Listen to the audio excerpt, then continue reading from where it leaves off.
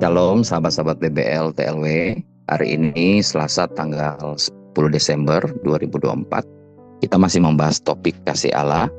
Yesus Kristus adalah perwujudan kasih Allah terbesar di dunia. Tapi Alkitab tidak pernah mencatat bahwa Tuhan Yesus mengucapkan kalimat, "Aku mengasihi kamu." Tidak ada kata-kata "I love you". Ini sangat menarik ya. Yesus yang merupakan wujud kasih sejati tidak menyampaikan kasihnya melalui kata-kata. Mengapa? Karena kasih lebih dari sekedar ucapan. Kasih adalah tindakan. Contohnya Yesus menunjukkan kasihnya dengan menyembuhkan orang sakit. Di Matius 9 ayat 35 berkata, demikianlah Yesus berkeliling ke semua kota dan desa. Ia mengajar dalam rumah-rumah ibadat dan memberitakan Injil Kerajaan Surga, serta menyembuhkan segala penyakit dan kelemahan. Di Lukas 4 ayat 40, ketika matahari terbenam, semua orang yang mempunyai sakit bermacam-macam penyakit membawa mereka kepada Yesus. Ia pun meletakkan tangannya atas mereka masing-masing dan menyembuhkan mereka. Di sini Yesus bisa saja berkata-kata atas situasi ini dan melihat orang-orang disembuhkan. Sama seperti yang dilakukan kepada hamba dari perwira di Kapernaum ya. Namun kuasa Allah juga dapat dilepaskan melalui sentuhan, melalui penumpangan tangan. Menumpangkan tangan kepada orang-orang ini juga merupakan ungkapan belas kasihan Yesus. Jadi belas kasihan merupakan bagian terbesar dari mujizat tersebut. Belas kasihan ilahi merupakan unsur yang sangat penting dalam menyembuhkan orang sakit. Kita percaya bahwa Yesus tidak pernah berubah ya. Yesus masih memiliki belas kasihan terhadap banyak orang sakit sampai hari ini. Tetapi sekarang kuasa kesembuhannya ada di dalam murid-muridnya. Ada di dalam diri kita masing-masing. Itu yang dikatakan dalam Markus 16 ayat 18 dan Yohanes 14 ayat 12. Yesus memerintahkan kita untuk menyembuhkan orang sakit di Matius 10 ayat 8 dan Lukas 10 ayat 9. Alasan mengapa begitu sedikit, hanya sedikit saja orang yang disembuhkan saat ini adalah karena anak-anak Tuhan tidak berjalan dalam belas kasihannya dan mau menggunakan kuasa serta otoritas mereka. Nah, kasih Yesus juga bisa kita lihat pada saat dia memberi makan ribuan orang yang lapar. Ini diceritakan di Matius 15 ayat 32-38. Peristiwa Yesus memberikan makan 4.000-an orang ini karena hati Yesus tergerak oleh belas kasihan kepada orang banyak itu. Dan di situ dikatakan sudah 3 hari mereka mengikuti Yesus dan mereka tidak mempunyai makanan. Jadi Yesus tidak mau menyuruh mereka pulang dan mereka bisa pingsan di jalan. Jadi peristiwa ini menunjukkan bagaimana Yesus begitu peduli dan penuh kasih terhadap kebutuhan fisik manusia. Memberikan mereka makanan saat mereka lapar adalah sebagai tindakan nyata kasihnya. Dan bahkan mengampuni orang-orang yang menyalibkannya dengan berkata, Bapa, ampunilah mereka karena mereka tidak tahu apa yang mereka perbuat. Itu dalam Lukas 23:34. Nah, apakah di sini ada yang difitnah, ada yang dibully atau merasa terhina, tersinggung dan marah? Nah, Bapak, Ibu dan saya belum sampai pada tahap digantung di atas kayu salib secara fisik. Belum sampai pada dicambuk sampai badan remuk, hancur dan berdarah-darah. Mungkin saja ada di antara kita yang pernah diludahin mukanya. Tapi itu belum apa-apa dibanding apa yang dialami oleh Yesus. Ya, semua ini karena kasihnya kepada kita. Kasih itu bertindak. Semua ini adalah bukti kasih yang nyata, bukan hanya ucapan. Hal ini juga dapat diterapkan dalam kehidupan sehari-hari. Misalnya jika saya berkata kepada istri saya, aku mengasihi kamu, tetapi kemudian saya tidak pernah meluangkan waktu untuk mendengarkan ceritanya, atau selalu sibuk dengan pekerjaan tanpa memperdulikan kebutuhannya, apakah dia akan mempercayai kata-kata saya? Ya, kasih sejati bukan hanya tentang apa yang diucapkan, tetapi juga tentang bagaimana kita hadir dan mendukung orang yang kita cintai melalui tindakan nyata. Nah, sebagian besar kasih, sekitar 95%-nya, disampaikan secara nonverbal, artinya tanpa suara. Jadi yang paling penting bukan apa yang kita katakan, melainkan apa yang kita lakukan. 1 Yohanes 4 ayat 8 berkata, barang siapa tidak mengasihi, ia tidak mengenal Allah, sebab Allah adalah kasih. Nah, mengasihi sesama bergantung pada pengenalan kita akan Tuhan. Hubungan kita yang buruk dengan sesama merupakan indikasi dari buruknya hubungan kita dengan Tuhan. Di 1 Yohanes 3 ayat 18 berkata, "Anak-anakku, marilah kita mengasihi bukan dengan perkataan atau dengan lidah, tetapi dengan perbuatan dan dalam kebenaran." Allah adalah kasih di 1 Yohanes 4 ayat 8. Dan segala tindakannya selalu didasarkan pada kasih itu. Allah tidak hanya memiliki kasih yang tidak diungkapkan, Dia menunjukkan kasihnya melalui tindakan nyata. Seperti waktu Dia mengutus anaknya ke dunia karena begitu mengasihi manusia. Jika kita memiliki kasih seperti Allah, kasih itu akan tercermin dalam tindakan kita. Adalah keliru berpikir bahwa seseorang bisa mengasihi tetapi bertindak bertentangan dengan kasih tersebut. Orang yang mengaku mengasihi seseorang namun kemudian menyakitinya, sebenarnya hanya mencintai dirinya sendiri. Jadi kasih semacam itu bukanlah kasih sejati yang berasal dari Allah. Ketika orang yang mereka kasihi melakukan sesuatu yang tidak mereka sukai, respon mereka seringkali mencerminkan kasih mereka terhadap diri sendiri, bukan kasih yang murni. Di Roma 13 ayat 10 berkata, "Kasih tidak berbuat jahat terhadap sesama manusia." Setiap kali kita menyakiti orang lain, itu menunjukkan bahwa kita tidak benar-benar mengasihi mereka. Sebaliknya, kita lebih memprioritaskan kepentingan diri sendiri. Kasih tidak akan pernah membunuh, mencuri, memfitnah, atau berbuat salah kepada mereka. Siapapun yang melakukan salah satu dari tindakan itu tidak berjalan dalam kasih terhadap sesamanya. Tapi daripada kita fokus pada apa yang boleh dan apa yang tidak boleh dilakukan, yang sebenarnya harus kita lakukan hanyalah membiarkan kasih Allah memerintah dalam hati kita, dan kita akan secara otomatis memenuhi persyaratan hukum Taurat. Pertanyaannya, bagaimana caranya membiarkan kasih Allah memerintah dalam hati? Ya, kita perlu merenungkan firman-Nya. Dengan merenungkan firman Tuhan, kita semakin mengenal Allah karena Allah adalah kasih. Semakin kita mengenal Allah, semakin kita memahami siapa Dia. Semakin kita memperoleh pewahyuan dan mengerti betapa lebar dan panjang dan tinggi dan dalamnya kasih-Nya. Pemahaman atau pengenalan kita akan kasih Allah, itulah yang akan membuat kasih itu memerintah dalam hati kita. Itu yang akan mengalir keluar.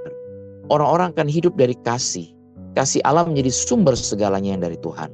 Di Efesus 3:17-19 berkata, "Semoga Kristus diam di dalam hatimu oleh iman, supaya kamu berakar dan berdasar di dalam kasih, dan supaya kamu bersama-sama dengan segala orang kudus dapat memahami betapa lebar dan panjang dan tinggi dan dalamnya kasih Kristus, dan mengenal kasih itu yang melampaui segala pengetahuan, supaya kamu dipenuhi dengan segala kepenuhan Allah." Ayat firman ini menggambarkan kasih Allah yang tidak terbatas, yang melampaui pemahaman kita, dan memberikan kita kekuatan serta kedalaman iman. Kasih Kristus begitu luas, itu mencakup segala sesuatu dan melebihi segala yang bisa kita bayangkan. Di Matius 25 ayat 35-36, Yesus menggambarkan kasih lewat tindakan yang ditampilkan dan berkata, "Sebab ketika aku lapar, kamu memberi aku makan. Ketika aku haus, kamu memberi aku minum. Ketika aku seorang asing, kamu memberi aku tumpangan. Ketika aku telanjang, kamu memberi aku pakaian. Ketika aku sakit, kamu melawat aku. Ketika aku dalam penjara, kamu mengunjungi aku." Lalu di ayat 40 bagian B dia berkata, "Aku berkata kepadamu, sesungguhnya segala sesuatu yang kamu lakukan untuk salah seorang dari saudaraku yang paling hina ini, kamu telah melakukannya untuk aku." Jadi kita lihat kasih merupakan sebuah tindakan. Di Ibrani 6 ayat 10 berkata, "Sebab Allah bukan tidak adil, sehingga Ia lupa akan pekerjaanmu dan kasihmu yang kamu tunjukkan terhadap namanya oleh pelayanan kamu kepada orang-orang kudus yang masih kamu lakukan sampai sekarang." Nah, puji Tuhan, kita tahu bahwa dosa-dosa kita tidak diingat-ingat lagi oleh Tuhan. Itu Ibrani 8 ayat 12 katakan ya. Tapi Allah kita yang penuh belas kasihan mengingat semua kebaikan yang kita lakukan. Bahkan memberi seseorang secangkir air dingin dalam namanya tidak akan luput dari perhatian atau pahala. Nah, Allah adalah Allah yang luar biasa dan baik. Nah, ada kisah di dalam Alkitab mengenai orang Samaria yang menolong seorang yang terluka. Ini dapat kita baca dalam Lukas 10 ayat 25-37. Jadi ini suatu hari seorang ahli Taurat bertanya kepada Yesus, apa yang harus dia lakukan untuk memperoleh hidup yang kekal? Yesus menjawab dengan bertanya kembali, apa yang tertulis dalam hukum Taurat? ahli Taurat itu menjawab, kasihilah Tuhan Allahmu dengan segenap jiwa, kekuatan, akal budimu, dan kasihilah sesamamu manusia seperti dirimu sendiri. Yesus berkata bahwa ia telah menjawab dengan benar, tapi ahli Taurat itu ingin membenarkan dirinya sendiri. Dia bertanya lagi, siapa sesamaku? Yesus kemudian menceritakan sebuah perumpamaan. Jadi seorang pria sedang berjalan dari Yerusalem ke Yeriko, dan di tengah perjalanan ia diserang perampok. Mereka memukulinya, merampas harta bendanya, dan meninggalkannya setengah mati. Tak lama kemudian seorang imam lewat, tapi ia melewati orang yang terluka itu tanpa menolong. Begitu juga seorang Lewi yang datang melihat orang itu, tapi ia juga melewatinya tanpa memberikan pertolongan. Tapi kemudian datang seorang Samaria yang sedang dalam perjalanan, melihat orang yang terluka itu dan merasa iba.